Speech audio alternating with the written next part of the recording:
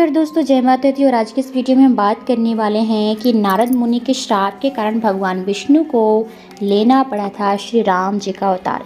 चलिए इस वीडियो में शुरू करते हैं। पुरानी कथा के अनुसार भगवान विष्णु ने श्री राम का अवतार लिया था। इसके पीछे रामायण की एक रोचक कथा मौजूद है। कामदेव की माया से मुक्त होने पर नारद मुनि को इस बात का अहंकार हो गया कि उन्होंने कामदेव पर विजय प्राप्त कर ली है। नारद मुनि इस बात का बखान करके भगवान शिव के पास पहुँचे और उन्होंने इस पूरे वाक्य को भगवान शिव को बताया, जिसे सुनने के बाद भगवान शिव को पता चल गया कि नारद मुनि को अहंकार हो गया है। शंकर जी को लगा कि नारद के इस अहंकार की बात अगर विष्णु जी को पता चल गई तो नारद मुनि के लिए अच्छा नहीं होगा। इसलिए भगवान शिव ने नारद से कहा कि जो बात आपने मुझे बताई है उस बात को श्री हरि को मत बताना। लेकिन नारद जी कहाँ मानने वाले। वह तुरंत श्री सागर में भगवान विष्णु के पास पहुँच गए और उन्होंने कामदेव पर विजय प्राप्त करने की पूरी कथा भगवान विष्णु को सुना डाली। भगवान विष्णु को लगा कि आज तो नारद मुनि को अहंकार ही हो गया है। अपने भक्त के अहंकार को भगवान विष्णु सहन ही नहीं कर पाते थे। इसलिए भगवान विष्णु ने नारद मुनि के अहंकार को दूर करने और इससे मुक्त करने के उपाय के बारे में सोचा। जब नारद जी बैकुंठ लौट रहे थे तो रास्ते में उन्हें एक सुंदर महल और समृद्ध नगर दिखाई दिया, जिसे भगवान विष्णु ने अपनी माया से रचा था। नारद मुनि अपनी धुन में होने के कारण कुछ समझ नहीं पाए और राजमहल में पहुंच गए। राजमहल में राजा की एक सुंदर पुत्री को देखकर वह मोहित हो उठे। जब नारद मुनि ने लड़की के हाथों को देखा तो वह दंग रह गए। उसकी रेखाओं के अनुसार उसका पति विश्व विजेता और तीनों लोकों का स्वामी होगा।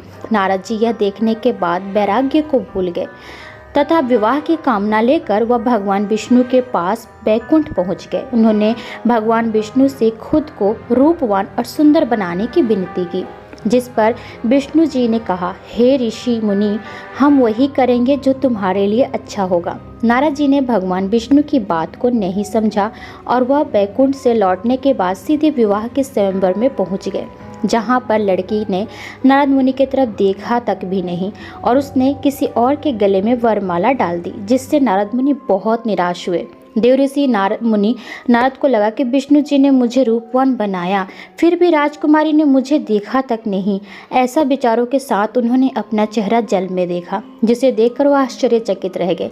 उनका चेहरा बंदर की भांति था, जिसे देखने के बाद नारद मुनि क्रोधित हो उठे और वापस बैकुंठ पहुँचे, जहाँ पर उन्होंने देखा कि वह राजकुमारी भगवान विष्णु के बगल में है। जिस पर क्रोध में आकर नारद ने विष्णु जी को भला बुरा कहा और श्राप दे डाला, जिस प्रकार आपने बंदर के समान मेरा मुख बनाकर मेरा उपहास कराया है, मैं भी आपको श्राप देता हूँ कि आप पृथ्वी पर मनुष्य के रूप में जन्म लेंगे और आपको बंदरों से ही मदद लेनी पड़ेगी।